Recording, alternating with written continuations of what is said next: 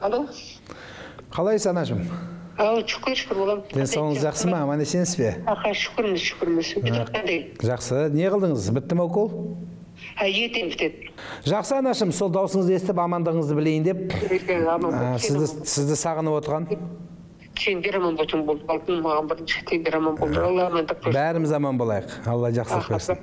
Анаға соңғы рет қашан хабарластыңыз? Жиі айтам, мына ұялы телефонда анаңызды кім деп атын сақтағасыз?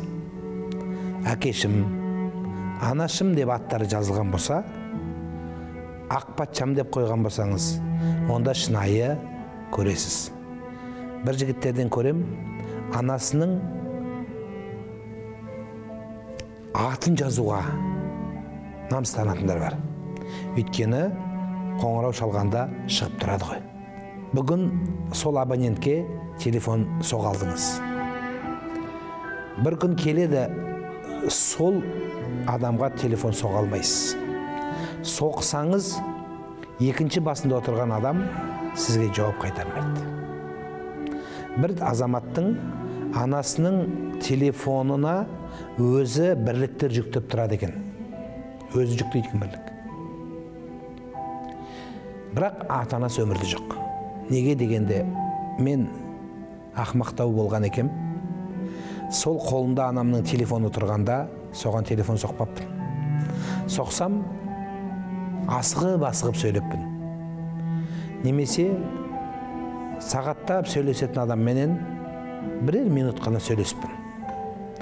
Яки аптасына бірер рет соққан екем. Бір оқиға бар. Бір үлкен кейуана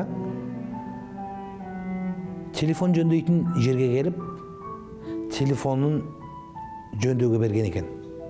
Сонда жөндейтін шебер телефонды ары қарап, бері қарап, телефоныңыз өте жақсы, ішінде бірлігі де бар екен. Бәрі дұрыс деген кезде, жоқ, мына телефоным дұрыс демейді деді. Неге деп еді? Бұл телефон дұрыс десе, менің балам маған телефон соғушы еді деген екен. Ғалымдар айтады, сол сөз келтірдім деп отырып. Аңға барған адам атылған аңды жартылай жарақат қып тастаған кезде, сол аңшы адам жанына келген кезде жарақаттанған аң бүктеліп, қиналып тұрады екен.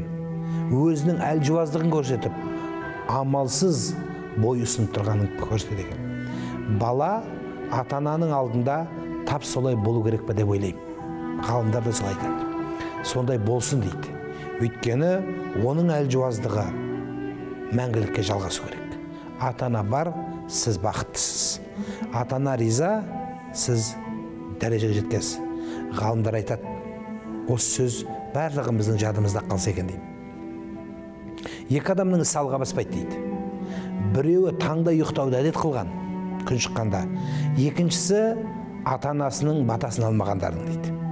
Және екі адамның тірлігі кім қандай қиянат жасаса да жүреді.